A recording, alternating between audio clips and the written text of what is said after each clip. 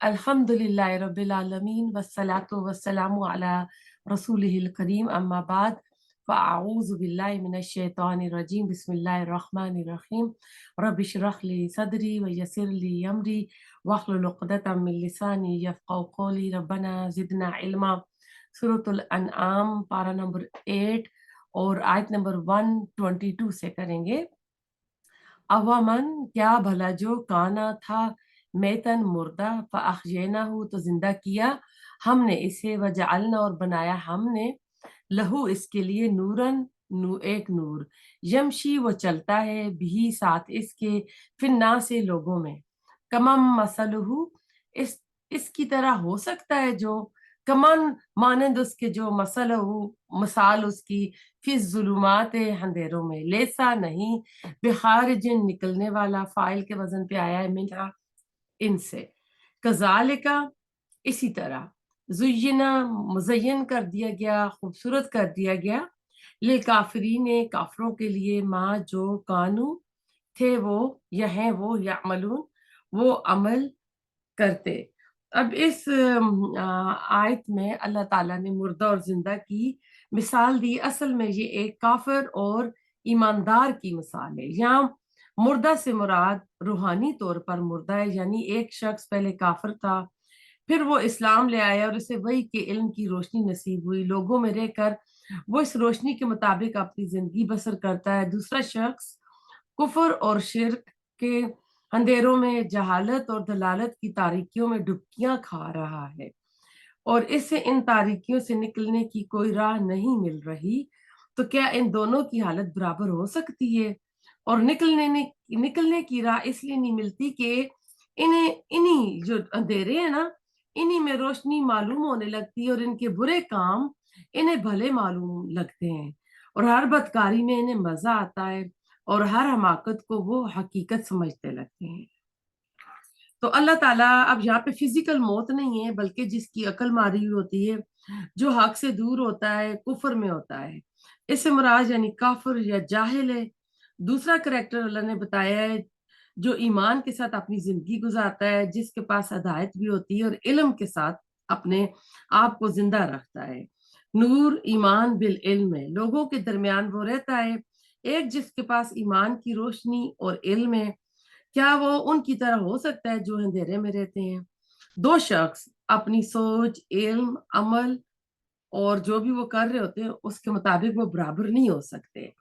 दुनिया का ज़ाहरी इल्म है, आखिरत के लिए हदायत का इल्म नहीं है। जो दुनियादार लोग होते हैं जिनको अल्लाह ताला ने यहाँ मुर्दा करार दिया है।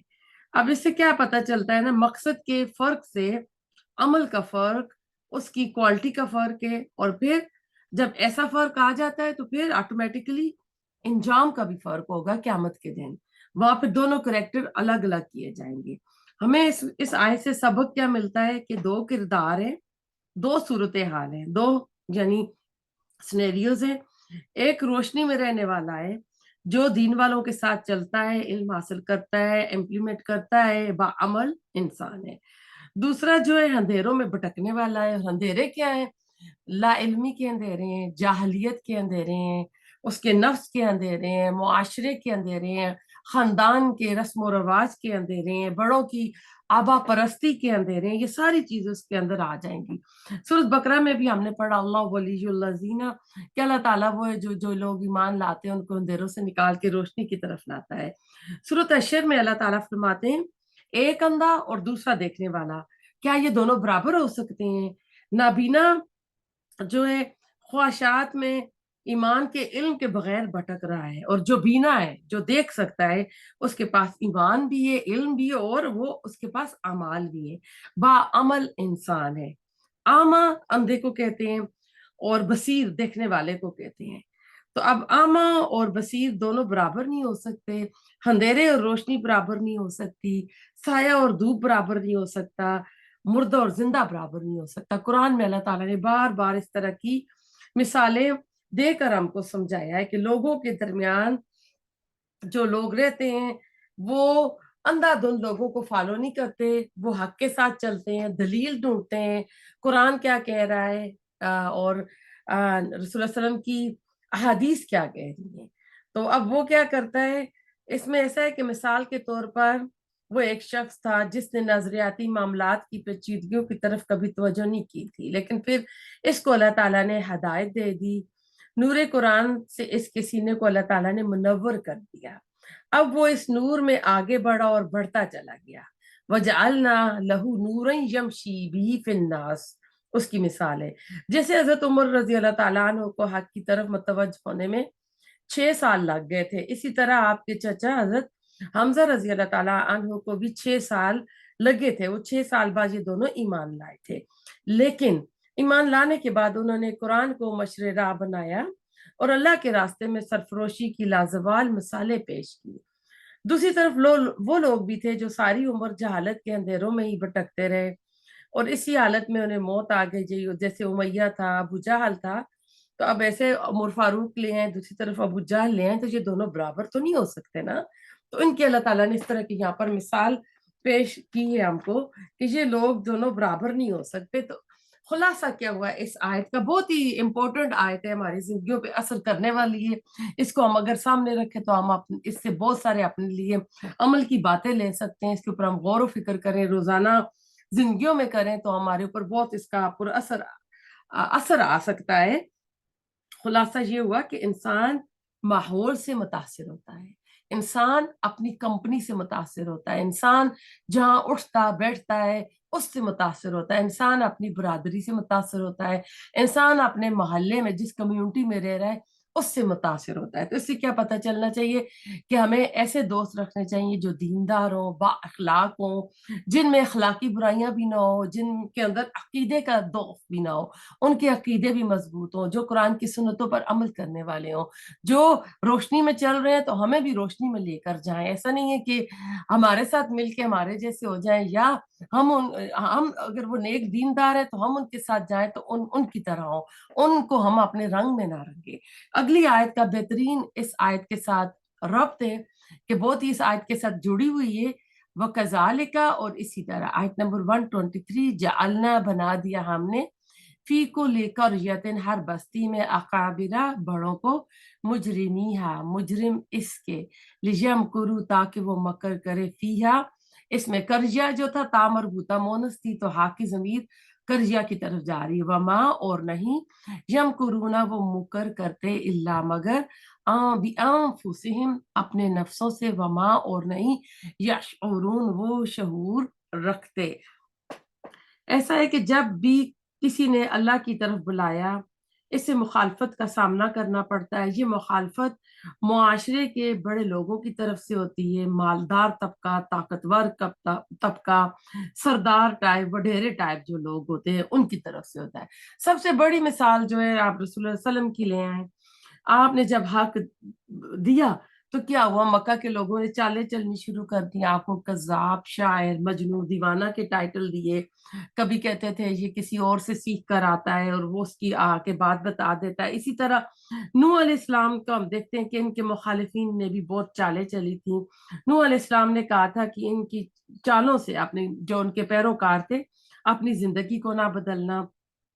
سورۃ فاتر کی آیت نمبر 43 میں بھی اللہ فرماتے ہیں بری چال والے خود ہی اس میں پھنستے ہیں۔ مکر کیا ہوتا ہے؟ اس میں آیا یمکرون، مکر خفیہ تدبیر ہے، کسی کو اس کے مشن سے، اس کے مقصد سے ہٹا دینا۔ اب اس میں طریقے کیا ہوتے ہیں؟ خوش نما باتوں کے ذریعے، لوگوں کے دماغ خراب کر کے، غلط پروپیگنڈے کر کے، تاکہ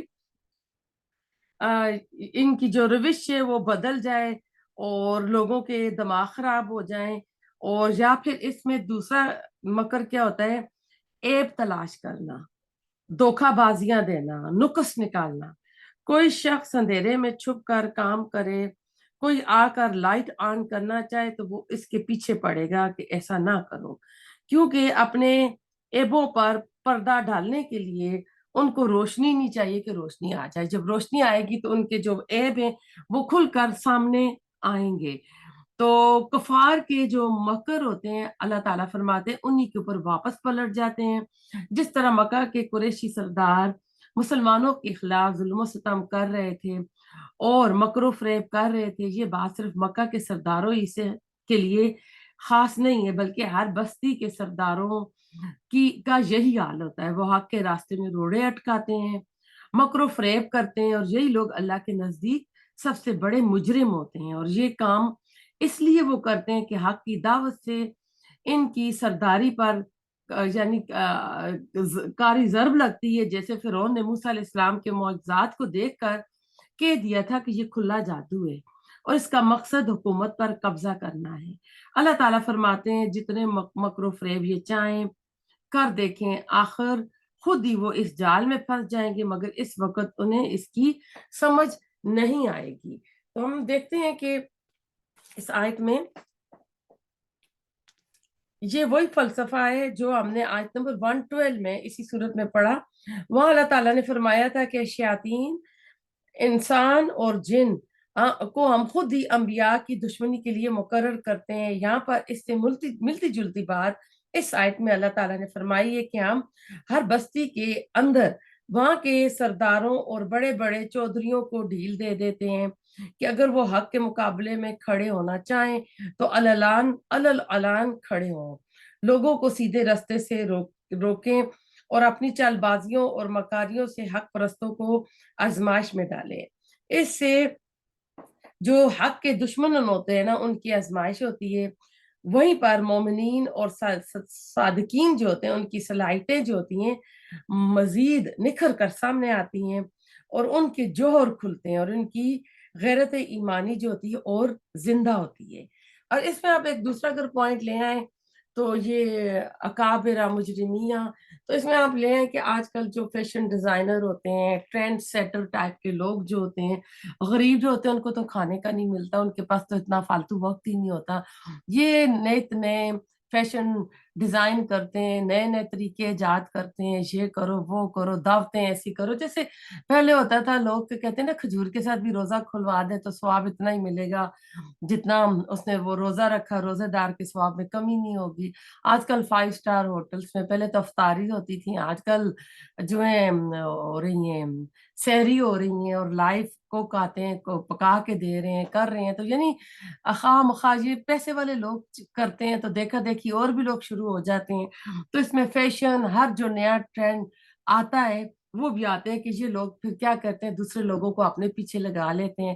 لیکن اس میں لوگوں کو یہ دیکھنا چاہیے کہ ہم دنیا کے لیے اس طرح کی حرکتیں نہ کریں، اللہ تعالیٰ کو راضی کریں، اللہ کے رستے میں لگائیں، اللہ کے دین کی سربلندی کے لیے خرچ کریں. وَإِذَا، اور جب، آیت نمبر 124، جاءتہم، آتی ہیں ان کے پاس، آیتن، کوئی نشانی، قالو، وہ کہتے ہیں، لن، ہرگز نہیں، نؤمنا، ہم ایمان لائیں گے، حتیٰ، یہاں تک کہ، نوتا، ہم دیے جائیں، مثلا، مانند اس کے، ماں، جو، اوتیا، دیا گیا، رسول اللہ، اللہ کے رسولوں کو، اللہ، اور اللہ، عالم، زیادہ جانتا ہے، حیثو، جہاں، یجعلو، وہ رکھتا ہے، رسالتہ، اپنی رسالت کو، سیصیبو، ان قریب پہنچے گی، الذین، ان کو، جنہوں نے، اجرمو، جرم کیے، سخارن، ذلت، عند اللہ،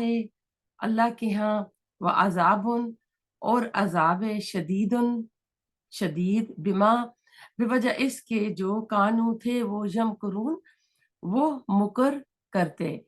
اب اس آیت میں آپ دیکھیں آیت نمبر 1 آئے ہوئے ہم لوگ 124 پہ. جاءتہم سے مراد اول مخاطب جو ہیں مکہ والے ہیں. کوئی نشانی، کوئی دلیل آتی ہے یہ نہیں مانتے ہیں. اور آج ہم بھی دیکھ لیں کہ ہمارے پاس بھی آیات آتی ہیں، حدیث آتی ہیں تو ہم بھی اس طرح کی حرکتیں کرتے ہیں.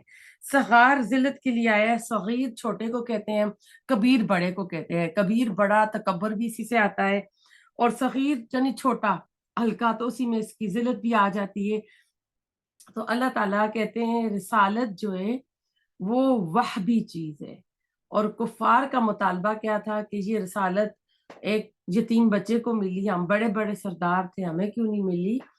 تو اس میں آیت میں ہم دیکھتے ہیں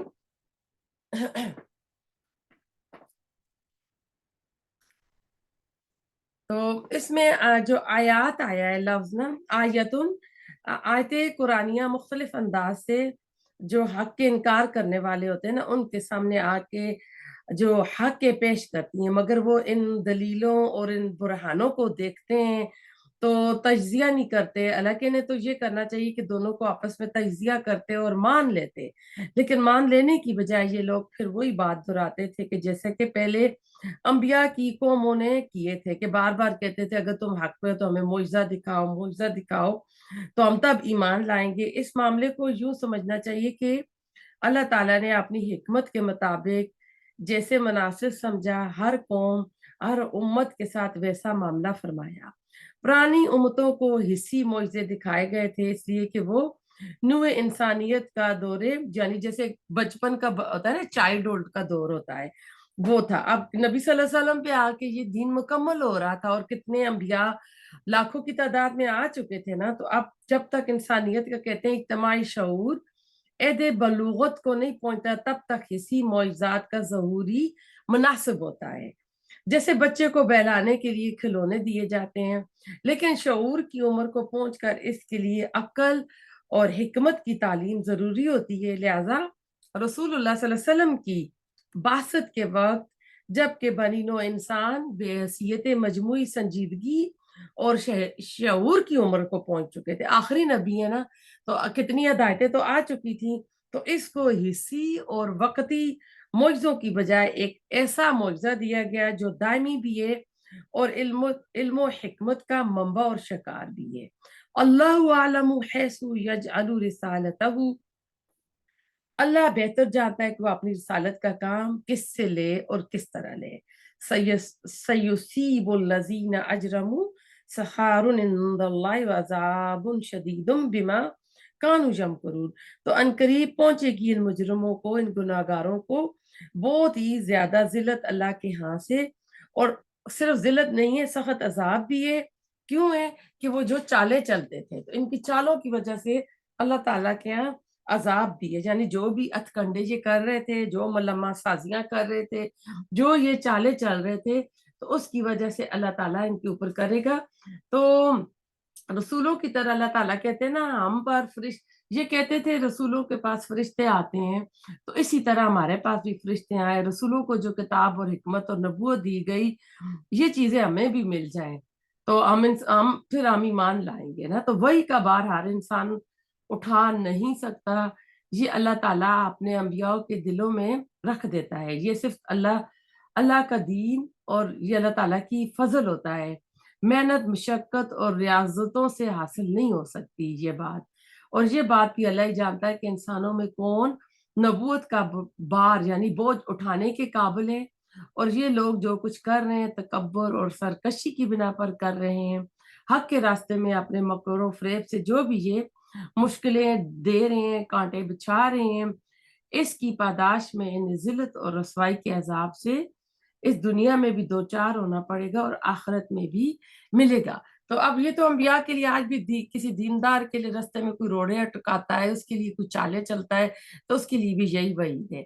آیت نمبر 125، فمن پر پس جسے یورد چاہتا ہے اللہ ان کے یہدیہ وہ ہدایت دے اسے، یشرح کھول دیتا ہے، صدرہ سینہ اس کا، للاسلام اسلام کے لیے، ومن اور جسے یورد وہ چاہتا ہے، ان کے یدلہ وہ گمراہ کر دے اسے، یجعل وہ کر دیتا ہے، صدرہ سینہ اس کا، ضیقاً تنگ، حرجاً گھٹا ہوا، کانما گویا کہ وہ یصعد وہ چڑھتا ہے، فی السماء آسمان میں، کذالک اسی طرح، یجعل ڈالتا ہے اللہ الرجس نجاست کو، علی الذین اوپر ان کے جو لا یؤمنون نہیں وہ ایمان رکھتے، اوپر ان لوگوں کے جو نہیں ایمان رکھتے۔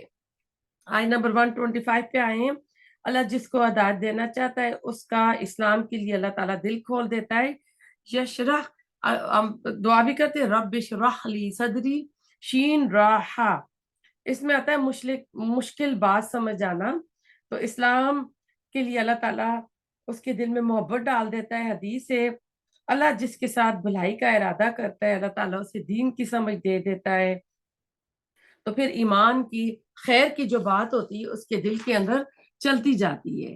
اور دیکن دعا یا اور قاف، اس میں یعنی ایک تنگی اور وسیع ضد ہے، اس میں بہت تنگ جگہ.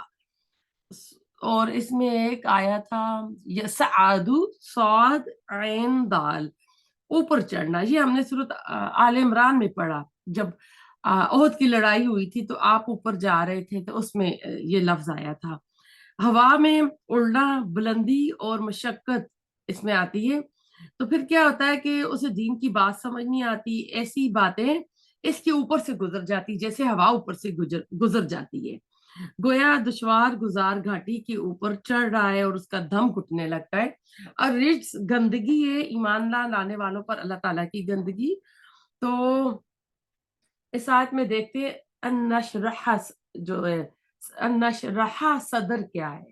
سینہ کھول دینے سے مراد یہ ہے کہ وہ فراخ دلی کے ساتھ اسلام کی دعوت قبول کر لیتا ہے اور اس کی حقانیت کو، سچائی کو اپنے دل پر پکا یقین کر کے مطمئن ہو جاتا ہے، جس میں کسی شک اور شبے کی کوئی کسر باقی نہیں رہتی.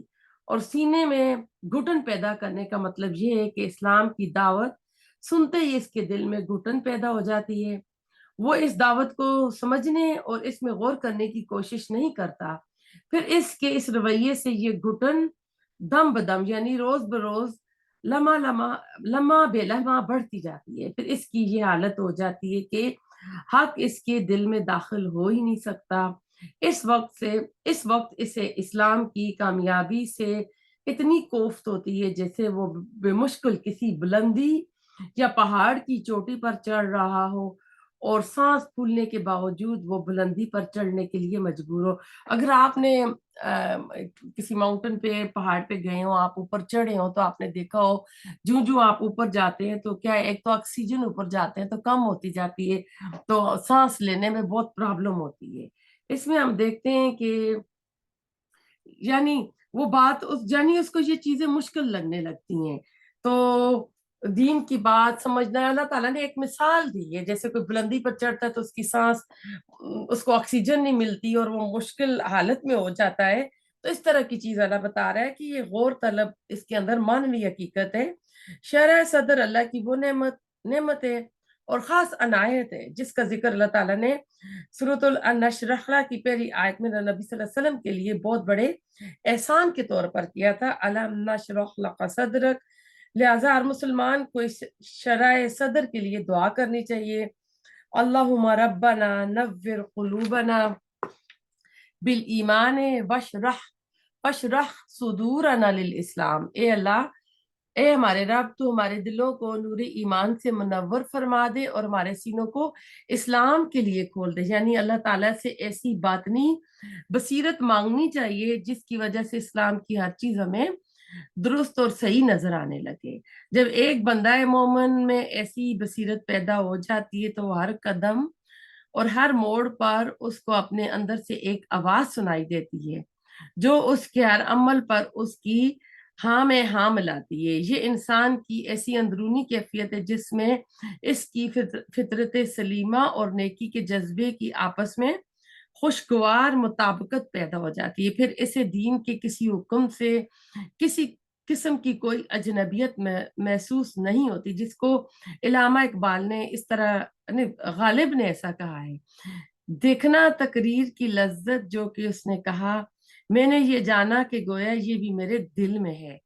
وَمَن يُرِدْ أَن يُضِلَّهُ يَجْعَلْ صَدْرَهُ ضَيِّقًا حَرَجًا كَأَنَّمَا يَصْعَدُ فِي السَّمَاءِ. اور جس کو وہ گمراہ کرنا چاہتا ہے اس کے سینے کو بالکل تنگ کر دیتا ہے، گھٹا ہوا. وہ ایسے محسوس کرتا ہے گویا اسے آسمان پر چڑھنا پڑ رہا ہو.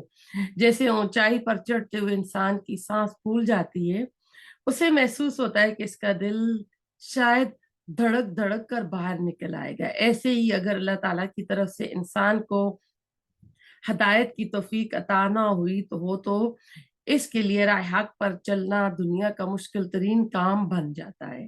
اگر کہیں ضرر یا آزمائش آ جائے تو گویا اس کے لیے قیامت ٹوٹ پڑتی ہے اور ایک ایک قدم اٹھانا دو بھر ہو جاتا ہے.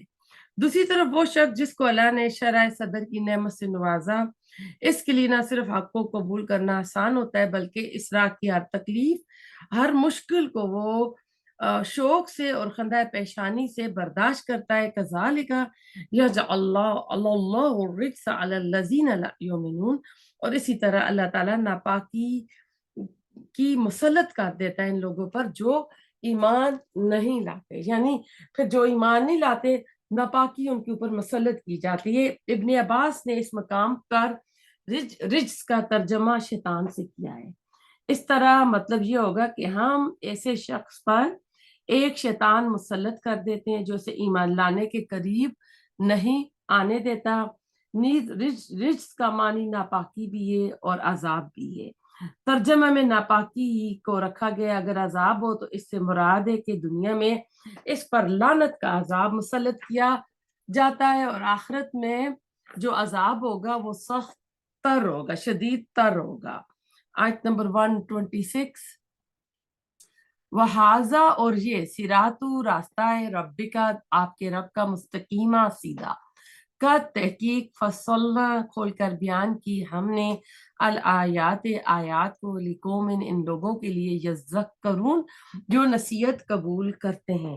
اب اس آیت میں آپ دیکھیں اللہ تعالیٰ کہہ رہے ہیں کہ یہ راستہ ہے، یعنی جو دین کا، اسلام کا راستہ ہے جو ہم نے سورۃ الفاتحہ میں پڑھا، اہدنا الصراط المستقیم، تو یہ راستہ کون سا راستہ ہے؟ جو سیدھا جنت میں چھوڑ کر آتا ہے۔ اور شیطان نے اسی راستے پر سورۃ الاعراف میں قسمیں کھائیں کہ میں تیرے بندوں کو بھٹکاؤں گا، سیدھے راستے پہ ان کو، اوپر سے آؤں گا، نیچے سے آؤں گا، دائیں سے، اوپر سے نہیں آیا، دائیں سے آؤں گا، بائیں سے آؤں گا۔ اس نے وہاں پہ یہ جو اللہ تعالیٰ سے وعدے کی کہ میں تیرے بندوں کو نا اس راستے سے ہٹاؤں گا، تو اس کا راستہ صراط الغی، اور جو ہمارا راستہ ہے یہ صراط المستقیم ہے۔ صراط مستقیم اور صراط الغی یہ کراس اوور ہو کے راستے جاتے ہیں، ایک دوسرے سے اوپر گزر کے جاتے ہیں، یعنی یہ ایسا نہیں ہے کہ دو پیرالل روڈ چل رہے ہیں۔ جیسے اگر آپ کو بتائے دو راستے، جو I-10 جا رہا ہے تو اس کے اوپر اگر دوسری طرف 99 جا رہا ہے، تو یہ نہ سمجھے کہ دو ہائی وے ہیں، دو الگ الگ پیرالل جا رہے ہیں، بلکہ یہ ایک دوسرے کے اوپر سے کراس اوور ہو کے گزرتے رہتے ہیں۔ تو اسی طرح بندہ جو ہوتا ہے نا صراط مستقیم پہ چلنے والا، جب کراس آتا ہے صراط الغی کا، تو اس کو شیطان ٹائپ لوگ، دوست، رشتہ دار ملتے ہیں، اس کے دماغ میں باتیں ڈالتے ہیں، تو وہ صراط الغی پہ چلا جاتا ہے۔ اور صراط الغی پہ چلنے والا جب اس پوائنٹ پہ پہنچتا ہے جہاں کہ اس کا جو ٹکر ہوتی ہے، اس کا جو میٹنگ پوائنٹ ہوتا ہے صراط المستقیم پہ، وہاں کوئی درس سن لیتا ہے، قرآن کی کلاس سن لیتا ہے، کوئی نیک دوست مل جاتے ہیں، اس کو تبلیغ کرتے ہیں، تو وہ اسلام کی طرف آ جاتا ہے، تو پھر وہ صراط مستقیم پر آ جاتا ہے۔ تو جو اس طرح راستے ہیں کہ کراس اوور ہوتے رہتے ہیں، ان کا آپس میں ٹکراؤ ہوتا رہتا ہے۔ اسی لیے ایمان جو ہے نا، یہ ایک رکی ہوئی چیز نہیں ہے، یہ انکریز ڈکریز ہوتا رہتا ہے۔ ایمان کا لیول کبھی بڑھتا ہے، کبھی نیچے جاتا ہے، اور جب ہم بہت زیادہ دنیا داری میں پڑ جاتے ہیں تو ایمان کا لیول جو ہے کمزور ہو جاتا ہے۔ جب ہم رمضان کا مہینہ اس کی بہترین مثال ہے کہ اس میں ہر بندے کا ایمان کا لیول اوپر آیا ہوتا ہے، اور مسجدیں بھی خوب ہے کیونکہ نیکیوں پہ خوب سیل لگی ہوتی ہے۔ لیکن یہ کہ اللہ تعالیٰ کا یہ سیدھا راستہ اس دنیا میں، اللہ تعالیٰ سیدھے راستے پہ ہماری آنے والی نسلوں کو بھی اس پہ استقامت دے۔ اللہ تعالیٰ کہتے ہیں کہ ہم نے کھول کھول کر آیات بتا دی ہیں، جتنی بھی قرآن میں ہم پڑھ رہے ہیں، آگے پڑھیں گے تو یہ سارا کیا ہے کہ یہ اللہ تعالیٰ ان لوگوں کے لیے بتا رہے جو نصیحت پکڑتے ہیں۔ اب سنتے تو قرآن بہت سارے ہیں، درس بھی بہت سارے سنتے ہیں، لیکن نصیحت پکڑنے والے کم ہی لوگ ہوتے ہیں۔ کوئی جو ہوتے ہیں وہی جو پچھلی آیت میں ہم نے پڑھا کہ اوپر بلندی پہ چڑھتا ہے اور ہوا کی طرح اڑتا ہے، تو دین ہدایت کی باتیں جیسے ہوا آتی ہے اس کے بالوں کو، اس کے چہرے کو ٹکرا کے چلی جاتی ہیں، ایسی دین کی باتیں آتی ہیں ٹکرا کے چلی جاتی ہیں، اس کے عقل میں، اس کے دل میں، اس کی بصارت میں جا کے کوئی اثر نہیں کرتی۔ تو اللہ تعالیٰ ہمیں نصیحت کرنے والا بنائے۔ لہم، آیت نمبر 127، ان کے لیے دار السلام ہے، سلامتی کا گھر ہے، کن کے لیے؟ جو صراط مستقیم پر چلتے ہیں۔ اندہ ربہم، پاس ان کے رب کے، ہوا، اور وہ ولیہم، دوست ان کا، بما، بوجہ اس کے جو یذکرون، سوری نہیں میں غلط آئی ہوں، ولیہم جی، بمجہ اس کے جو کانو تھے وہ یعملون، وہ عمل کرتے۔ آیت نمبر 127 پہ آئے ہوئے ہیں۔ ایسے لوگوں کے لیے اللہ تعالیٰ فرما رہے ہیں سلامتی کا گھر ہے، ان کے رب کے پاس جنت دارالسلام ہے، کیونکہ وہاں کوئی خوف کوئی غم نہیں ہوگا۔ اس دنیا میں رہتے ہوئے ہمارے گھر جو ہے دارالسلام یعنی سلامتی والے گھر کبھی بھی نہیں ہو سکتے، کچھ نہ کچھ غم لگا ہی رہتا ہے۔ جنت کا گھر جو ہوگا وہ ٹینشن فری ہوگا، نہ صفائی کی فکر ہوگی، نہ آپ کو کیا کہتے ہیں شاپنگ کی فکر ہے، نہ کوئی مینٹیننس ہوگا کرنا ہوگا، نہ چوری کا کوئی خطرہ ہوگا، نہ ٹوٹ پھوٹ کا کوئی خطرہ ہوگا، کوئی چیز یعنی پرانی نہیں ہوگی، کوئی آؤٹ آف فیشن نہیں ہوگی۔ گھر کے تو غم ہوتے ہیں، تھکاوٹ ہوتی ہے، دیکھیں جس دن کوئی کوکنگ نہیں ہوتی تو ہم اور فالتو کام کر لیتے ہیں، کچھ نہ کچھ دنیا کے گھروں کے ساتھ لگا ہی رہتا ہے۔ دنیا میں گھر چاہے بنانا ہو، چلانا ہو، سنبھالنا ہو، مشکل ہی مشکل ہوتی ہے اس میں نا۔ تو دنیا جو ہے نا، دنیا کا گھر دارالسلام ہی نہیں ہو سکتا، وہ دارالخلد جو ہے نا، جو ہمیشگی کا گھر ہے، کیونکہ دنیا کا گھر تو دارالخلد بھی نہیں ہے، کسی وقت موت کا آ جائے گا پروانہ تو اٹھ کے چلے جائیں گے۔ تو وہ گھر جو رب نے بنایا ہے جنت میں، وہ گھر دارالخلد بھی ہے اور دارالسلام بھی ہے۔ دنیا میں ہم چاہتے ہیں نا ہمارا گھر بہت اچھا ہو، ایریا بھی بہت اچھا ہو، اور جہاں گھر کی ویلیو بڑھ جائے۔ اب جنت کے گھر کو اس کے سامنے لے آئیں، جنت کا گھر جو ہے نا، اب وہاں پر بھی آپ کو پتا ہے کہ جنت کے 100 درجے ہیں، حدیث میں آتا ہے، اور جنت الفردوس کے بارے میں آتا ہے کہ اس کی چھت اللہ سبحانہ تعالیٰ کا عرش ہے۔ اللہ تعالیٰ کہہ رہے اللہ ان کا دوست ہوگا۔ انسان چاہتا ہے کہ میں دوستوں کے قریب ہے، جس کو اللہ مل جائے تو اس کو کیا بندوں کی ضرورت ہے؟ تو اللہ تعالیٰ نے اپنے فرما بردار بندوں کے لیے نا ایسی رہائش بنائی ہے جہاں ہر تکلیف سے سلامتی ہوگی، حفاظت ہوگی۔ وہ گھر قیامت کی جو ہولناکیاں ہوں گی، دوزخ کی آگ کی جو گرمی ہوگی اس سے محفوظ ہوگا۔ وہاں ان پر اللہ تعالیٰ کی طرف سے سلامتی نازل ہوگی، فرشتے بھی ان کے لیے سلامتی کی دعا کریں گے، آپس میں بھی وہ ایک دوسرے کو سلامتی کی دعا دیں گے۔ انہیں وہاں کسی مرض، کسی تکلیف، غم، کسی چیز سے بھی دوچار نہیں ہونا پڑے گا، بلکہ انہیں وہاں مسلسل اور لازوال نعمتیں ملیں گی۔ وہاں کی نعمتیں مسلسل ہوگی، دائمی ہوگی، وہاں کوئی اس طرح کی چیز نہیں ہوگی۔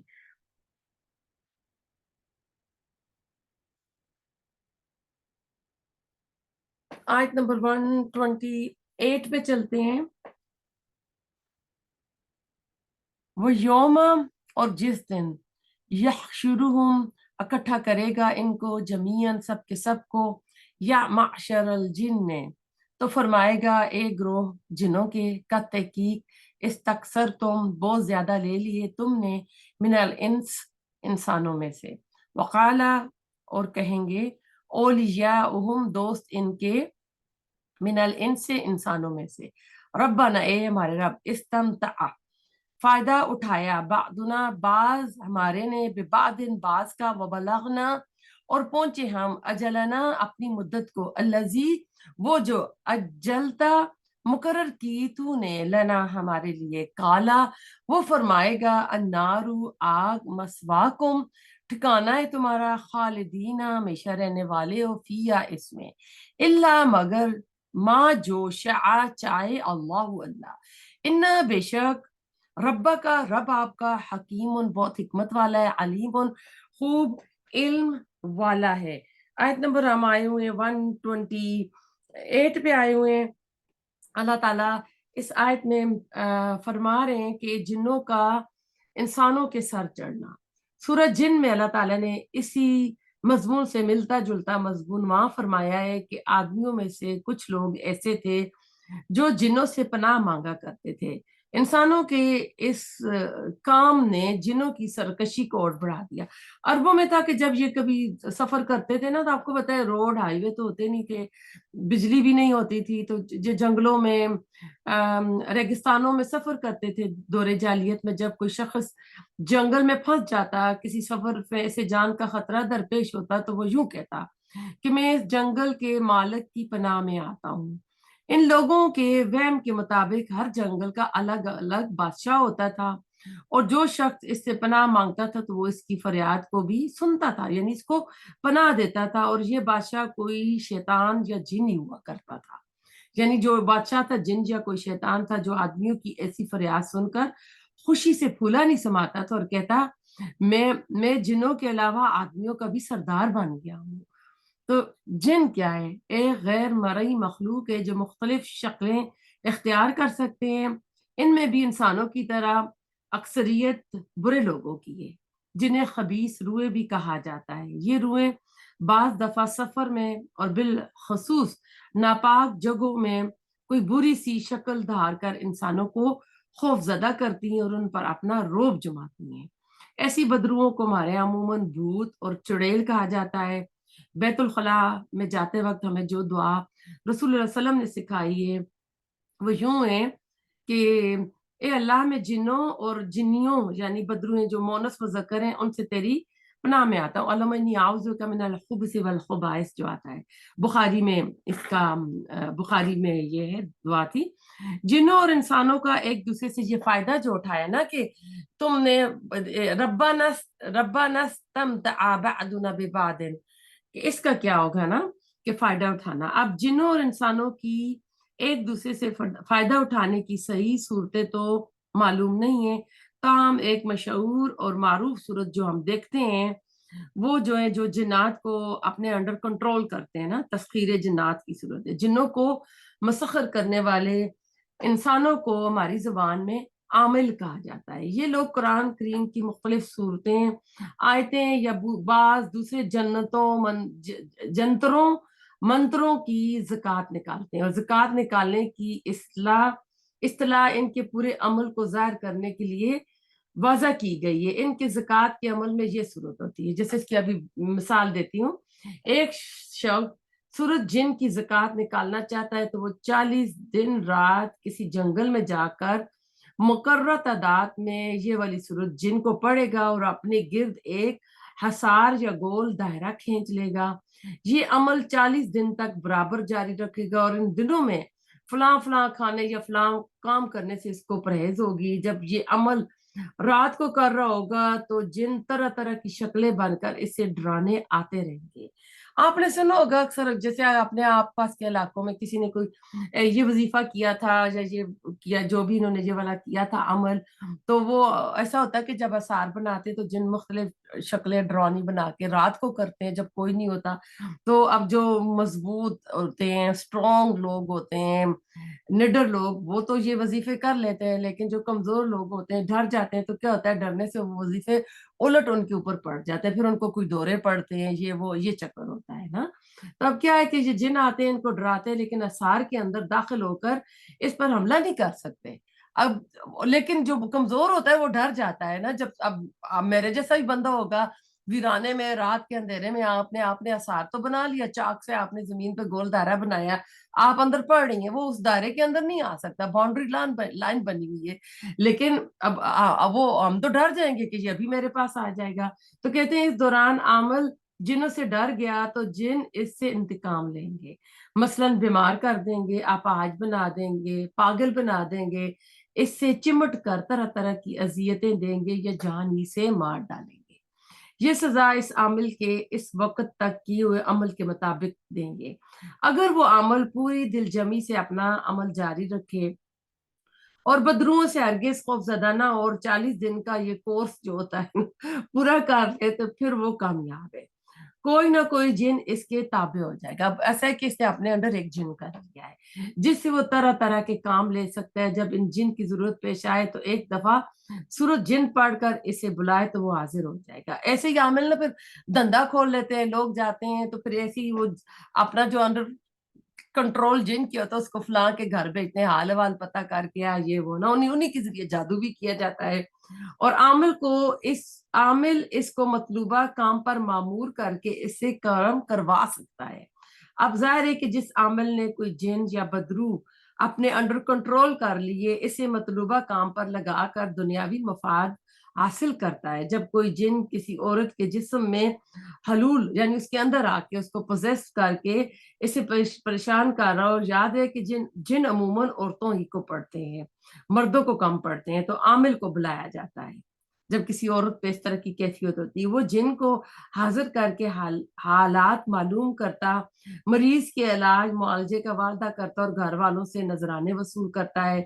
یہاں ایک اور بات کی قابل ذکر ہے کہ جن عموماً اس بستی میں عورتوں کو پریشان کرتے ہیں جہاں کوئی عامل رہتا۔ آپ دیہاتوں میں آپ کو پتہ ہے بڑے بڑے شہروں میں عورتوں کو نہ دورے پڑتے ہیں نہ جن آتے ہیں، لیکن عموماً یہ چھوٹے چھوٹے علاقوں میں ہوتے ہیں جہاں کوئی عامل رہے ہوتے ہیں، جس سے یہ نتیجہ نکلتا ہے کہ اپنے فائدوں کی خاطر عامل بعض دفعہ خود دی جن ڈال دیتے ہیں۔ آپ کو پتہ ہے کہ بعض دفعہ عورتیں جاتی ہیں نا، بچے نہیں ہو رہے، یا میرے پتہ کروں میری ساس نے، میری درانی نے، جٹھانی نے، یا جس نے میرے اوپر جادو تو نہیں کیا، وہ تو نہیں ہوا، یا کوئی کرانے کے لیے چلی جاتی ہے، میرا ہسبینڈ مجھ سے محبت زیادہ کرے، یا میری ساس ظلم کرتی ہے، تو جب وہاں جاتے ہیں تو وہ جب دیکھ لیتے ہیں یہ پارٹی بڑی تکڑی ہے، ان کے تو فلاں فلاں باہر بھی بندے، تو ان کو پھر پکا پکڑ لیتے ہیں، تو پھر اپنا جن ان کے لیے وہ ایک خاص مقرر کر دیتے ہیں۔ ان کی ایک پریشانی نہیں الٹی ان کے اوپر دوسری ڈال دیتے ہیں۔ کیوں کہ وہ آتے رہے، ہم سے تعویذ ساختیں لیتے رہے، اور ہمارا جو دکان ہے وہ ہماری دکان چلتی رہے۔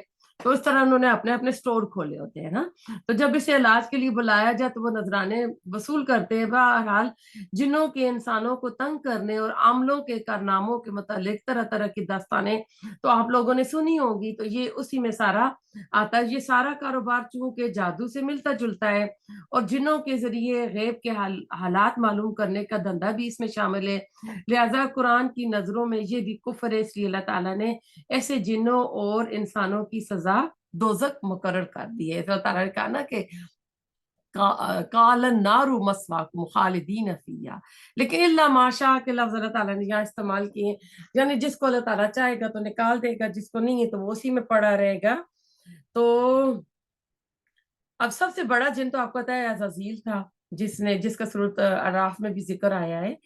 تو جنوں کے ساتھ ہی انسانوں کی غیرت ذرا جاگے گی تو اللہ تعالیٰ نے یہ کیا کہہ دیا کہ جنات نے ہمیں ہتھیا لیا ہے، شکار کر لیا، تو اس پر بورڈ پڑتے ہیں نا کہ اے ہمارے رب، ہم آپس میں ایک دوسرے سے فائدہ اٹھاتے رہے ہیں، یعنی ہم ان سے اپنے کام نکلواتے رہے، اور یہ ہم سے اپنے فائدے حاصل کرتے ہیں۔ دنیا میں تو جنات بھی کسی کے اوپر آ کے پوزیس کر کے کر رہے ہیں، اور انسان یہ چلے کاٹ کے تو ان کو اپنے انڈر کنٹرول کر رہے ہیں نا۔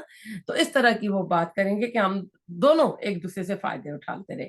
ہم نے جنات کو اپنا موکل بنایا، ان کے ذریعے سے اپنی کہانت کی دکانیں چمکائی، جو لوگ یہ کام کر رہے تھے نا۔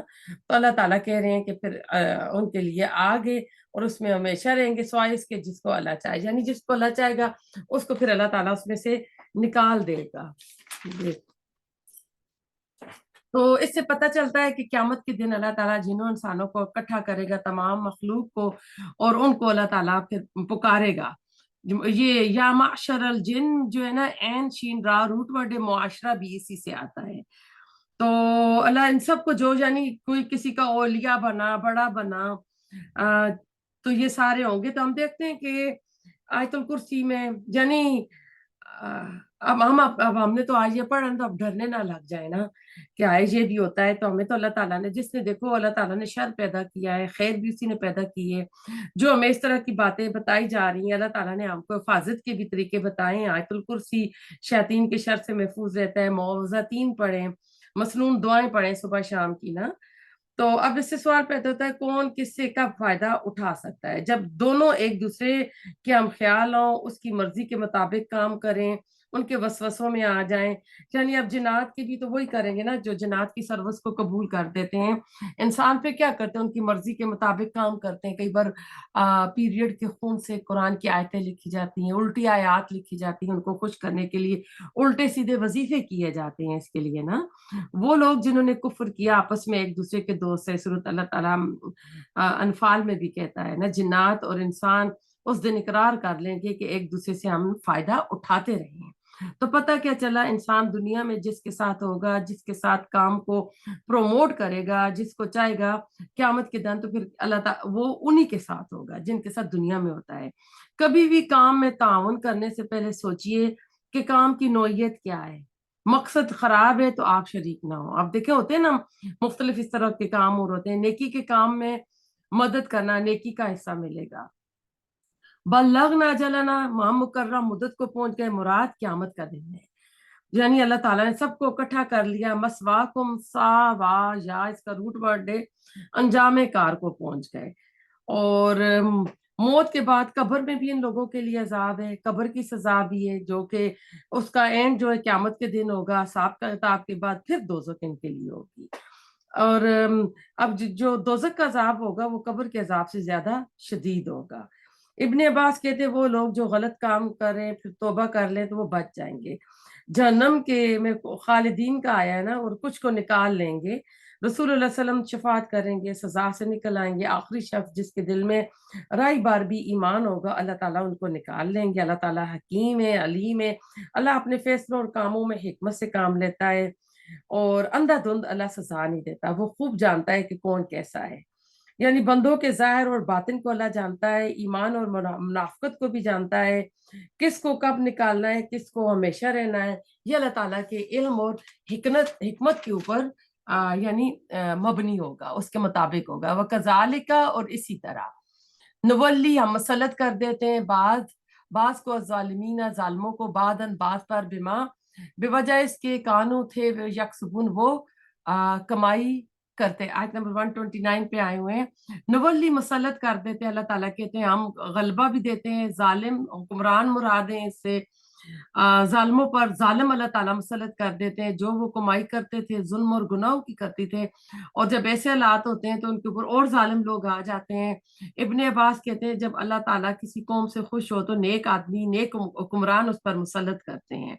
پتہ چلا گناہ دنیا میں بھی سزا کا سبب ہے، ایک صورت ظالم حکمرانوں کی ہے، ایک اور حدیث ہے جس نے کسی ظالم کی مدد کی اللہ اس کو اس پر مسلط کر دے گا، یعنی وہ ظالم اس پر بھی ظلم ڈائے گا۔ یہ اپنے پاکستان کی مثالیں آپ دیکھ لیں کہ وہ جو بھی ہو رہا ہے، اب کیا ہے کہ وہ گینگ کی مثال بن جاتی ہے، کہ وہ کسی غلط کام میں چلا جاتا ہے، کام کر رہا ہوتا ہے، اب گینگ میں غلط کام لوگوں کے لیے کرتا ہے، تو اب جو گینگ کا اس کا ہیڈ ہوتا ہے، اس کا جو جس کو کہتے ہیں ڈان ہو گیا، اس کا بڑا، پھر وہ اس کے اوپر کرے گا۔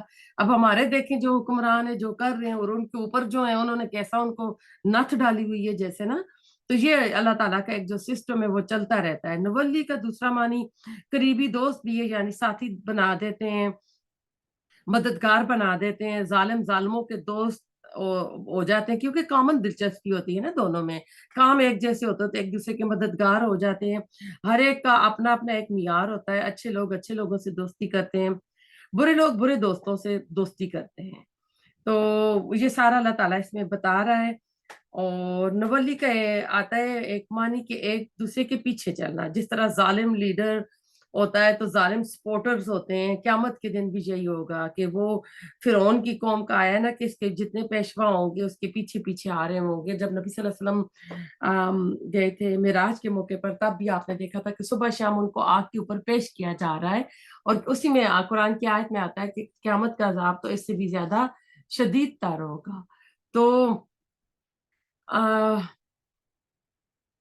گناہوں کی سزا جو ہے نا اس کو یہاں پہ بتایا گیا ہے، اور انصاف کا تقاضا بھی یہی ہے کہ ایسے لوگوں کو جو دنیا میں اس طرح کے ظلم ڈھاتے ہیں لوگوں پر، تو ان کے لیے بھی نا ایک پیشی کا دن ہونا چاہیے کہ ان کو بھی پھر سزا ملے، کیونکہ دنیا میں کئی لوگ جو ہوتے ہیں سزا سے بچ جاتے ہیں۔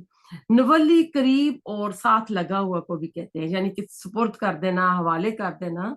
بعض عالموں کو بعض کے حوالے کر دیتے ہیں، جب دنیا میں ہم کسی کے پیچھے چلتے ہیں اپنے آپ کو ان کے حوالے کر دیتے ہیں۔ صحابہ کرام کی مثال اس طرح یعنی اس طرح نہیں تھی، وہ نبی صلی اللہ علیہ وسلم کے یعنی جو بھی آپ تھے ان کے پیچھے وہ چل رہے تھے۔ اب ظالم لوگ ظالموں کے پیچھے چلتے ہیں، اللہ تعالیٰ میں ظلم سے ان چیزوں سے بچائے اور انصاف کرنے والا بنائے۔ تو اللہ تعالیٰ اس طرح کہہ رہے ہیں کہ ہم ان کو ایک دوسرے کا ساتھی بنا دیتے ہیں۔ آیت نمبر 130 پہ چلتے ہیں۔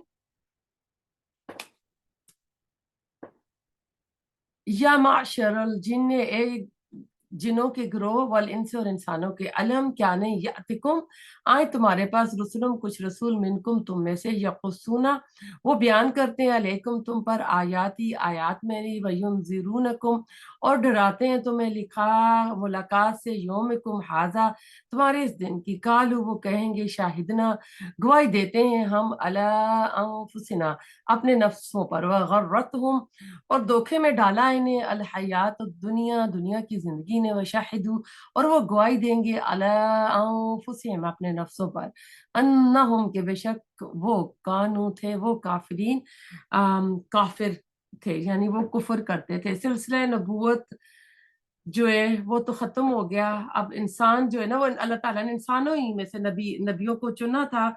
तो अल्लाह ताला कह रहे हैं कि दोबारा जिन्सों इंस को अल्लाह ताला मुखातिब कर रहे हैं, तो क्या जिन्नात में से भी रसूल आए हैं? इससे सवाल पैदा होता है ना कि अल्लाह ताला ने जिन्नों इंस को पुकारा है। तो ये कि नहीं, जिन्नात में तो कोई रसूल नहीं आए थे, कि अल्लाह ताला ने सिलसिला नबूवत सिर्फ इंसानों में रखा था। इंसान से पहले जमीन पर जिन आबाद थे, और कहते हैं कि बहुत ही करीबी क्यास है कि ये बात कि इनमें भी शायद रसूल आए हो, लेकिन इंसान के जमीन पर आबाद होने के बाद सिलसिला नबूवत इंसानों ही में खास हुआ। जो रसूल इंसानों के लिए होता वो जिनों के लिए भी होता था। जैसे नबी सल्लल्लाहु अलैहि वसल्लम का जो सूरत जुन में आता है, सूरत अल-अक़ाफ़ की आयत आती है कि वो कुरान सुनते हैं और कहते हैं कि ये तो वही कलाम है जो मूसा वाला था, तो वो क्या कहते हैं, फिर आपने जाकर कौम को डराने वाले बन जाते हैं। इंसानों में रसूल आने की वजह ये है कि इंसान ही अशरफुल मखलूकात है और जिन नहीं है। और जिन रसूलों से फायदा हासिल कर सकते हैं, क्योंकि रसूल बशर होता है जो अपनी शक्ल बदल नहीं सकता। लेकिन अगर रसूल जिन्नों में से होते तो इनसे इंसान फायदा ना उठा सकते, बल्कि डर भी जाते। चुनांचे रसूलुल्लाह सल्लल्लाहु अलैहि वसल्लम का जिन्नों के लिए भी रसूल होना कुरान में दो मकामात पर साबित है, सूरत अल-अक़ाफ़ में और सूरत जिन में। इन दोनों का जिक्र आया है जो मैं आपको बता रही थी। तो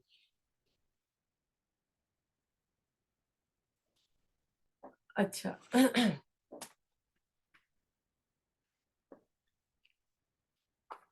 अब ऐसा है कि ये बात जिन्हों इंस दोनों को जमा करके कही जा रही है, तो इससे ये साबित हुआ कि जो इंसानों से रसूल हैं वही जिन्नात के लिए भी रसूल थे।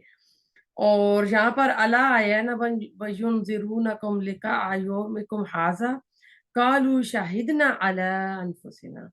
यहाँ पर अला के मानी मुखालिफ गवाही के हैं, यानी हम अपनी जानों के खिलाफ खुद गवाएं। वगर्रतहुमुल हयातुद दुनिया वशहिदू अला अनफुसिहिम अन्नहुम कानू काफिरीन।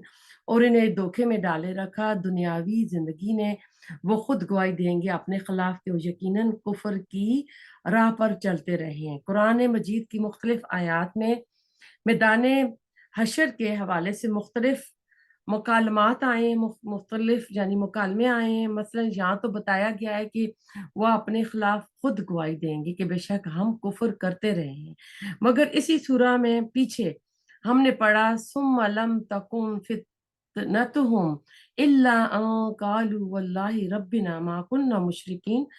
उस वक़्त उनकी कोई चाल नहीं चल सकेगी सिवाय इसके कि वो अल्लाह की कसमें खा खा कर कहेंगे कि ए हमारे रब, हम तो मुशरिक नहीं थे। चनाचे मालूम होता है मैदान अशर में बहुत से मरहले होंगे और बेशुमार ग्रोह जो होंगे उनके अलग अलग, यानी अपने असाब के लिए, किताब के लिए पेश होंगे। ये मुख्तलिफ मरहले हैं, मुख्तलिफ मौके हैं, मुख्तलिफ जमातें हैं और मुख्तलिफ ग्रोह हैं, और मुख्तलिफ उनके जो डायलॉग्स हैं ना, मुकालमे हैं, वो नकल किए गए हैं। तो इस कुरान में ये सारा कुछ इसमें बताया गया है कि ये सारा कुछ वहां होगा। आयत नंबर 131 ज़ालिका, ये इसलिए अन लम आम लम के नहीं, यकुन है रब्बु का, रब आपका, मोहले का, हलाक करने वाला, अलकुरा बस्तियों को, बिजुल्म साथ जुल्म के, व अहलुआ जबकि हों इसके रहने वाले, गाफिलून गाफिल। तो ये इसलिए नहीं है कि आपके रब की ये सुन्नत नहीं है कि वो बस्तियों को बर्बाद कर दे जुल्म के साथ, जबकि इसके रहने वाले बेखबर हो। अल्लाह ताला की इस सुन्नत के मुताबिक गुमराह कौमों की तरफ अल्लाह ताला रसूल भेजता था।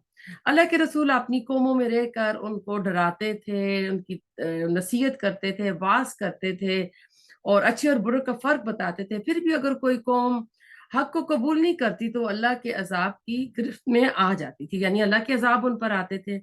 ऐसा कभी नहीं हुआ कि अचानक किसी बस्ती या कौम पर अजाब टूट पड़ा हो। अल्लाह ताला ने सूरत बनी इसराइल में यही कायदा इस तरह बयान फरमाया, वमा कुन्ना मुअज़्ज़िबीन हत्ता नबअस रसूला, यानी वो अजाब, एहतिसाल जिससे किसी कौम की जड़ कट जाती है, उसे तबाह करके नसीयत मनसियत कर दिया जाता है, वो किसी रसूल की बासत के बगैर नहीं भेजा जाता, बल्कि रसूल आकर अल्लाह ताला की तरफ से हक का हक होना, बातिल का बातिल होना बिल्कुल खुला वाज़ह कर देता है। इसके बावजूद जो लोग कुफ्र पर अड़े रहते हैं तो अल्लाह ताला उन्हें तबाह और बर्बाद कर देता है। तो इससे ये हमें फायदा पता चल रहा है आयत नंबर 131 में। ज़ालिका का जो आया शुरू में, ये रसूलों का जो सिलसिला अल्लाह ने चलाया। तेरा रब अचानक नहीं पड़ता, ये रसूल वक्तन फ़ौक़्तन अल्लाह मुख्तलिफ मकामात पर बेहतर रहता है। सूरत फातिर में कि कोई उम्मत ऐसी नहीं गुजरी कि इसमें कोई डराने वाला ना आया हो। आयत नंबर 24 थी सूरत फातिर। सूरत नहल की आयत 36, भेजे हमने हर उम्मत में एक रसूल भेजा जिसने लोगों को बताया कि अल्लाह की इबादत करो, तागूत की बंदगी से बचो। सूरत इसरा की आयत नंबर 15 में हम वो कहते हैं अजाब देने वाले ना थे यहाँ तक कि हमने रसूल भेजते, यानी अल्लाह ताला पहले वार्निंग भेजता है, खबरदार करता है। ये अल्लाह ताला की सुन्नत है, अल्लाह ताला की आदत नहीं है कि लोगों को इनके गुनाहों के अंजाम से खबरदार किए बगैर अल्लाह ताला उन्हें दुनिया में तबाह कर डाले या आखिरत में। इसी तरह अल्लाह ताला ने बेशुमार नबियों को, रसूलों को हदायत और डराने के लिए मुख्तलिफ वाक़ात में मुख्तलिफ कौमों की तरफ भेजा। और कुरान में एक जगह फरमाया व इम मिन कर्यतिन इल्ला खला फिहा नज़ीर, यानी कोई ऐसी बस्ती नहीं जहाँ कोई डराने वाला ना भेजा गया। और ये डराने वाले जिन्नों और इंसानों दोनों के लिए होते थे। फिर जिसने इन अंबिया की दावत पर लब्बैक कहा और अच्छे अमाल किए तो हर एक को इसके अमाल के मुताबिक अल्लाह ताला बदला देगा और उनके दर्जात अल्लाह ताला बुलंद फरमाएगा। आयत नंबर 132, वलिकुल्लिन, और हर एक के लिए दरजातुन दर्जात हैं, मिम्मा, इसमें से जो अमिलू उन्होंने अमल किए, वमा, और नहीं रब्बु का रब आपका बेगाफिलिन गाफिल अम्मा इससे यामलून जो वो अमल करते हैं। अमाल के मुताबिक दर्जात होंगे। अब दुनिया में देखिए ना, ओहदे मिलते हैं काबिलियत के साथ, डिग्रीज के साथ मिलते हैं। कोई प्रिंसिपल है, कोई टीचर है, कोई प्रोफेसर है, कोई चपड़ासी है, तो कोई कहीं बहुत बड़ा यानी डायरेक्टर लगा हुआ है, तो कोई जेनेटर है, स्कूल की सफाई कर रहा है। तो ये क्या है, अपनी अपनी काबिलियत, अपना इल्म उसके मुताबिक होता है।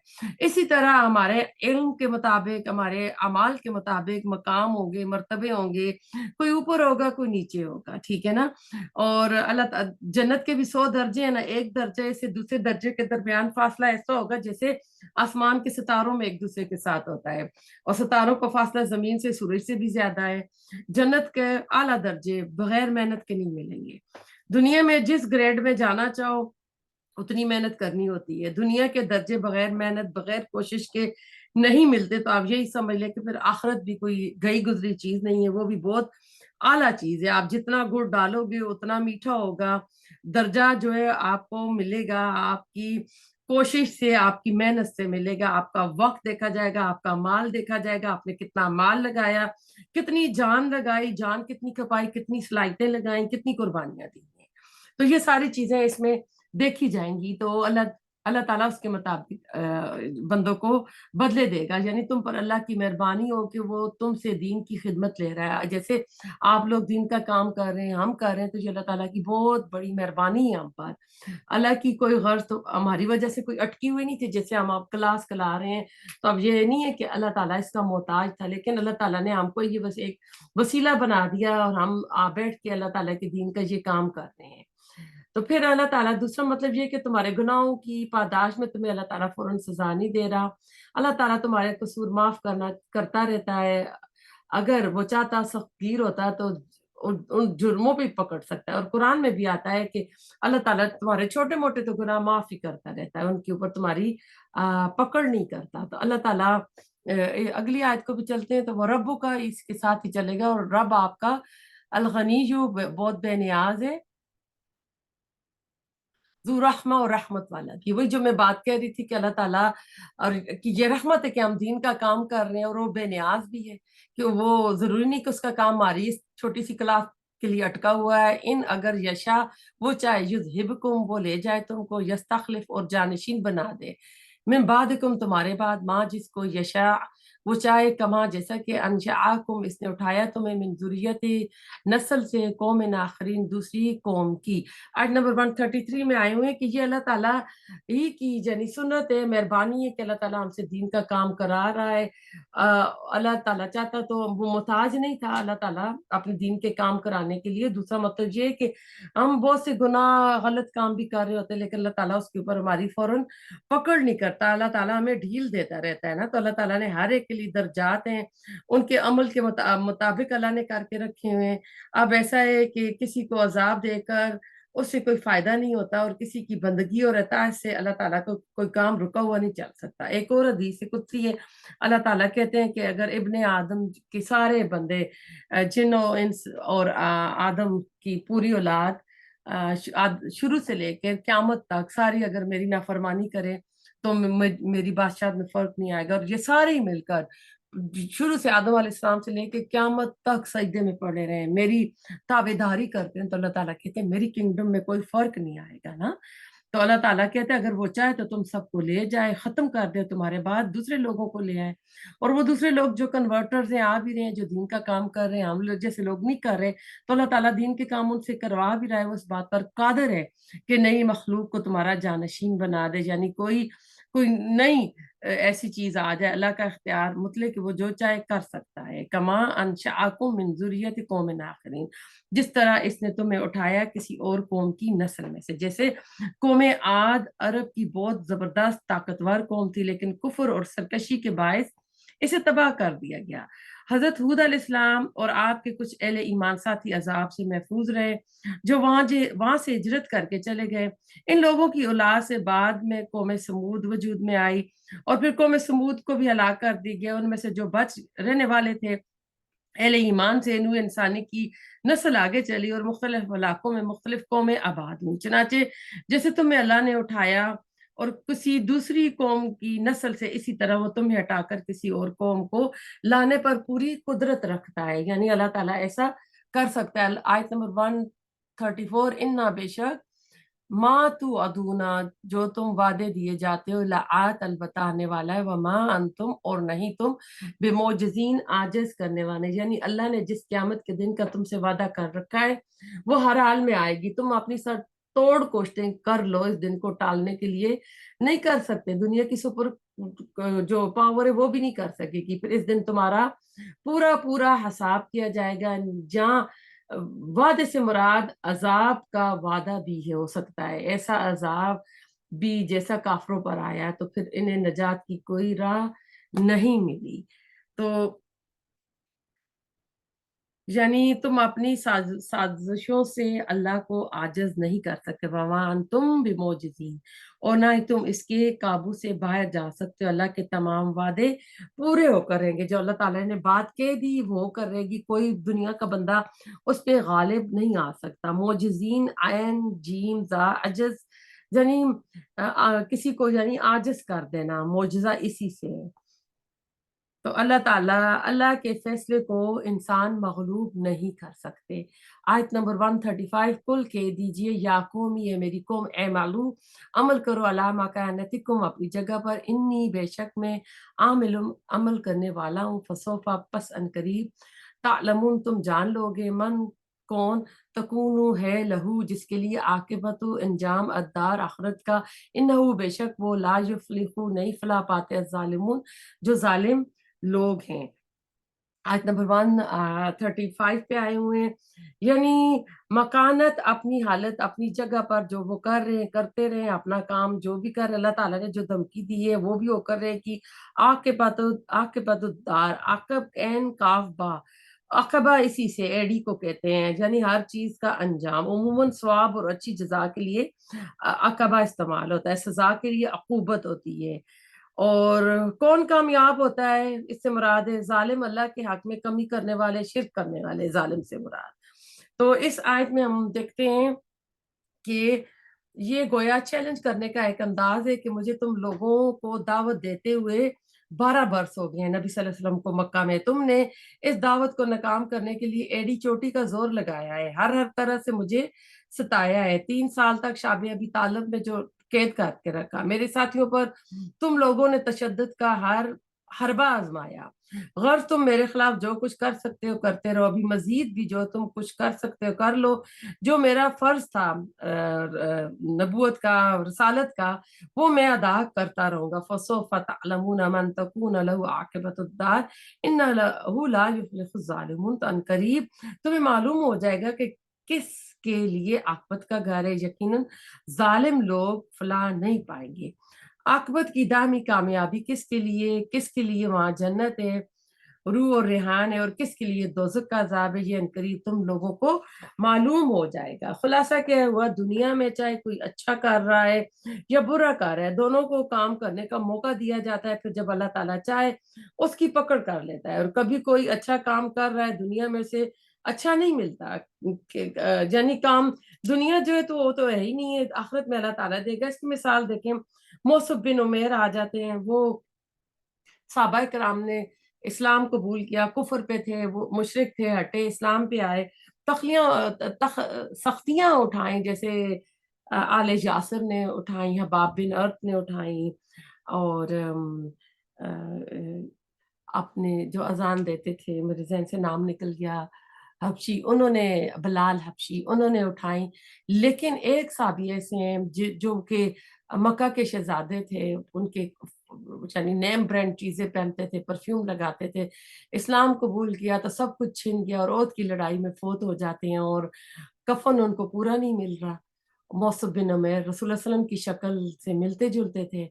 तो वहाब बिन अरत ने कहा था कि हम सब ने इस्लाम के लिए सख्तियां उठाई, कुर्बानियां दी, लेकिन इस्लाम पे आके हमको दुनियावी फायदे मिले, लेकिन मौसम बिन उमैर वो वाह साहबी हैं जिनको दुनिया का कोई फायदा नहीं मिला। तब आखिरत में ऐश कर रहे होंगे, अल्लाह ताला ने उनके लिए वहां पे सब कुछ रखा हुआ है।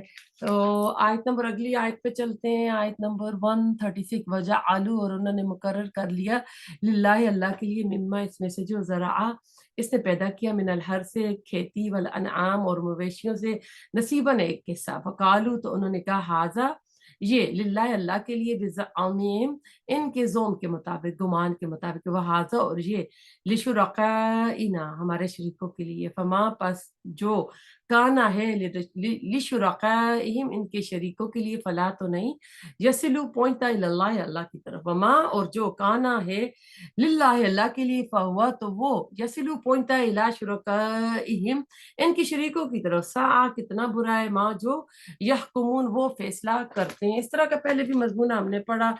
आज नंबर हम आए हुए 136 में, यानी उन्होंने कुछ हिस्से कर लिए थे, यानी एक बड़े खुदा को मानकर छोटे खुदाओं की इसकी अलूहियत में शरीक कर देना दरअसल शिर्क ही होता है, इसमें बड़े खुदा का इनकार नहीं होता। जैसे हिंदुओं में महादेव तो एक ही है, जबकि छोटी छोटी सतह पर देवती देवता बेशुमार हैं। इसी तरह अंग्रेजी में भी बड़े जी के साथ लिखे जाने वाला गॉड हमेशा एक होता है, और बाकी जो होते हैं ना, जो छोटे जी के साथ लिखे जाते हैं वो होते हैं, और वो अला कुल्ली शैइन कदीर व बिकुल्ली शैइन अलीम, वो जो बिग कैपिटल जी से लिखते हैं उसकी सिफात यही होती हैं, यानी कैपिटल वाला। लेकिन छोटे जी से लिखे जाने वाला जो गॉडनेस गॉड्स होते हैं वो इनके बेशुमार होते हैं। इसी तरह अहले अरब का अकीदा था कि अल्लाह तो एक है, कायनात का खालिक भी वही है, लेकिन देवी देवताओं का भी इसकी खुदाई में कुछ दखल और इख्तियार है। ये अल्लाह के यहाँ सिफारिश करते हैं, अल्लाह ताला ने अपने इख्तियारात में से कुछ हिस्सा इनको दे रखा है, लिहाजा अगर इनकी कोई भी, यानी इनको हमने अगर कोई नजराने देकर इनको खुश किया तो ये हमारे दुनियावी काम को बेहतर अंदाज में हमारे लिए करेंगे। अहले अरब के मारूफ जराए माश दो ही थे, बकरियां पालते थे या खेती बाड़ी करते थे। अपने अकीदे के मुताबिक इनका तरीका ये था कि मवेशियों और फसल में से एक हिस्सा अल्लाह के नाम पर सदका करते थे, जबकि एक हिस्सा अलग करके बुतों के नाम पर देते थे। यहाँ तक तो अपने असाब से इंसाफ से काम लेते थे कि खेतों की पैदावार और माल मवेशियों में से अल्लाह के लिए भी हिस्सा निकाल लिया करते थे, अपने छोटे खुदाओं के लिए भी। अब इसके बाद क्या तमाशा होता था उसका ये आगे जिक्र इसी आयत में है, फकालू हाजा लिल्लाहि बिज़ुअमिन व हाजा लिशुरकाइना।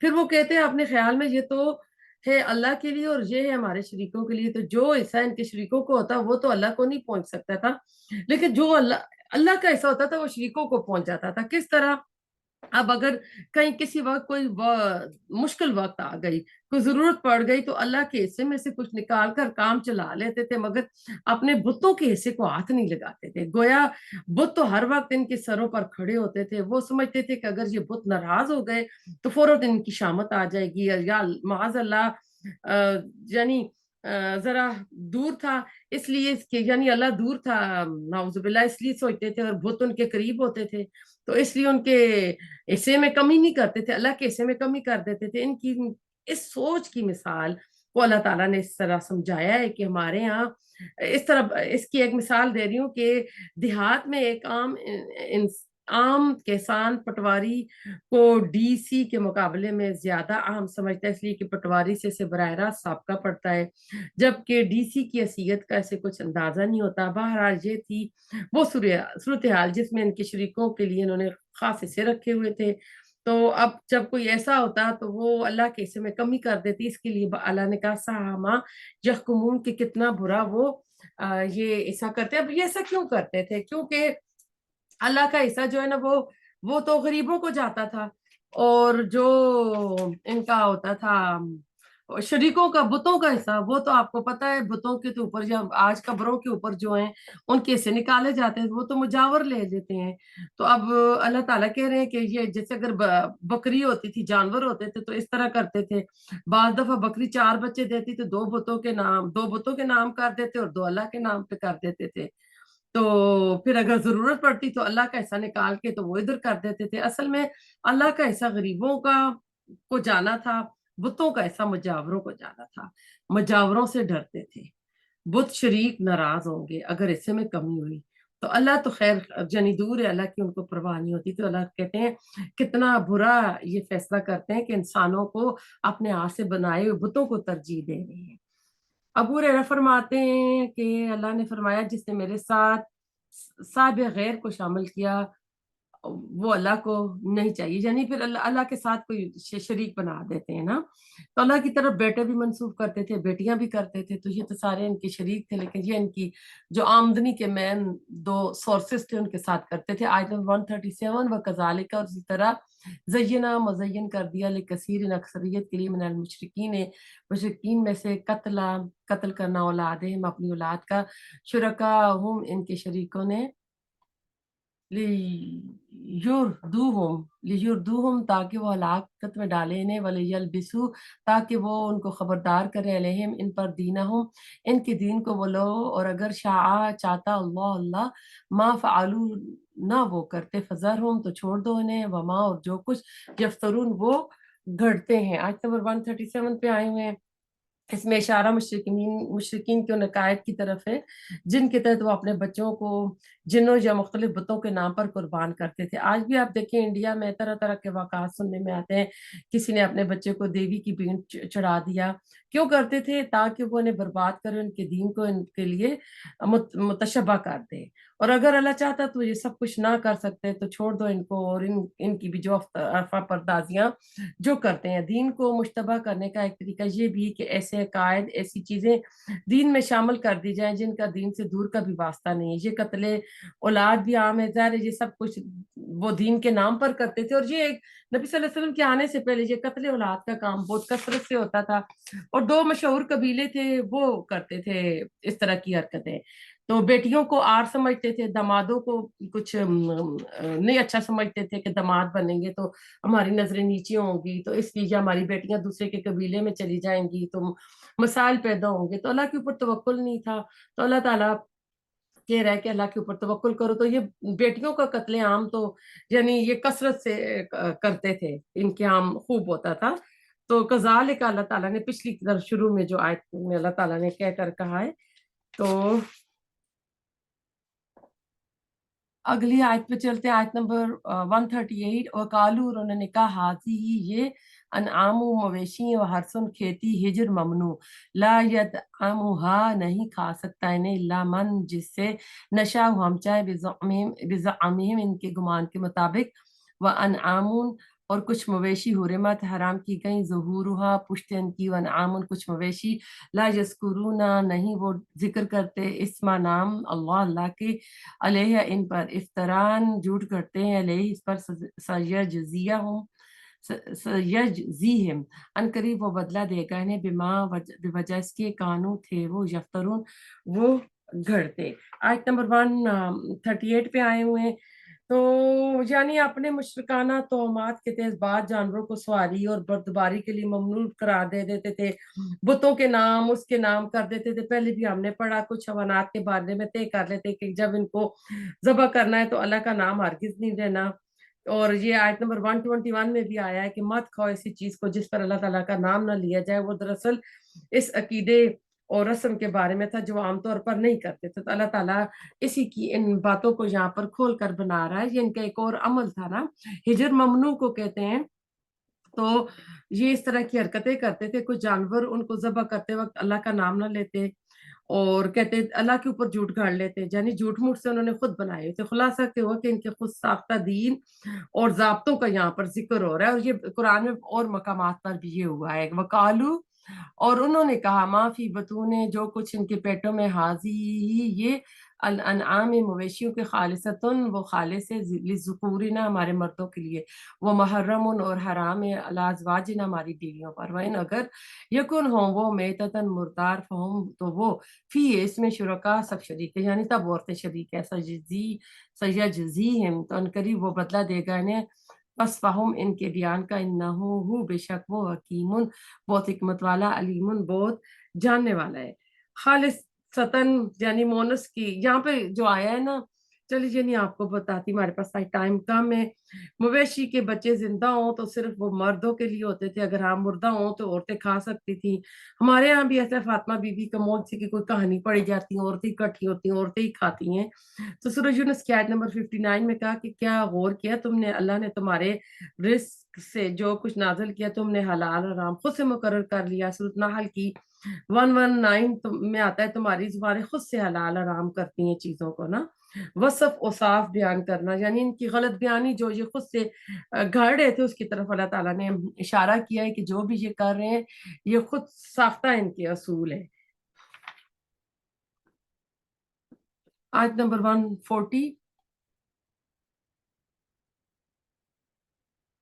कद तहकीक खसरा, खसारे में रहे, अल्लजीना, वो जिन्होंने इकतलू, नहीं सॉरी, कतलू, कत्ल किया, औलादम, अपनी औलाद को, सफम, नादानी से, बगैर इल्म, बगैर इल्म के, हर्रमू, और उन्हें हराम कर दिया, माँ इसको जो रज़क़हुम, रिज़्क दिया उनको, अल्लाह, अल्लाह ने, इफ्तिरान, झूठ करते हुए, अल्लाह, अल्लाह पर, कद तहकीक दल्लू, वो भटक गए, वमा, और ना कानू थे वो, मोहतदीन, हदायत पाने वाले।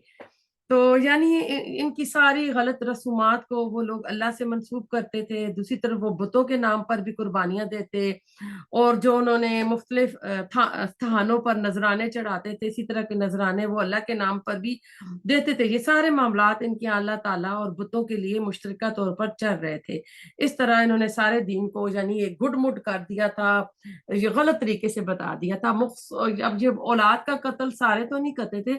कद खसिर लजीना कतल औलादम, दो कबाइल इसमें मशहूर थे, रबिया कबीला था और एक मुदर कबीला था। ये दो कबाइल थे, खास तौर पर औलाद का कत्ल करते थे। अब ये जहालत की वजह से, बेवकूफी की वजह से करते थे। तो कत्ल, वैसे तो आपको पता है कि ये मफा, ये सब फम आया है, बगैर इल्म आया है ना, कि जो जानबूझकर, आजकल तो आपको पता है कि सब कुछ वाज़ेह, आजकल भी कुछ अल्ट्रासाउंड से पता चलता है, तो अगर लड़की तो उसको अबॉर्ट किया जाता है। तो अल्लाह अल्लाह ताला उसके बारे में यहाँ पे खोल कर बयान फरमा रहे हैं कि ऐसा उन्हें नहीं करना चाहिए था। तो मुशरिकों की इस साख्ता शरीयत की अल्लाह ताला ने फिर कहा कि इस पर गौर करो। बुतों और दरबारों, मुजावरों ने कानून साजी के जो इख्तियार खुद संभाले हुए हैं, वो अपनी इन इख्तियारात को दीन का हिस्सा बनाते हैं और हीलो बयानों से लोगों से माल बटोरते हैं और अल्लाह ताला के हुकूक में कमी करते हैं, हलाल और हराम खुद करार देते हैं। और यानी ये सारे इनके गुनाह जो अल्लाह ताला ने इसमें गिनाए हुए हैं, अल्लाह ताला में अमल की तौफीक अता करे। और खुलासा क्या हुआ कि अल्लाह ताला ने जो रिस्क हलाल दिया है ना, जो औलाद भी हलाल दी है, तो उसको इंसान खुद अपनी तरफ से काम करता है और फिर क्या करता है, अल्लाह के नाम झूठ गाड़ देता है। अल्लाह ताला हम सब पे अपना करम फजल करे। रब्बना तकब्बल मिन्ना इन्नका अंतस समीउल अलीम व तुब अलैना इन्नका अंतत तव्वाबुर रहीम। सुब्हानक अल्लाहुम्मा बिहम्दिका नशहदु व ला इलाहा इल्ला अंता नस्तगफिरुका व नतूबु इलैक।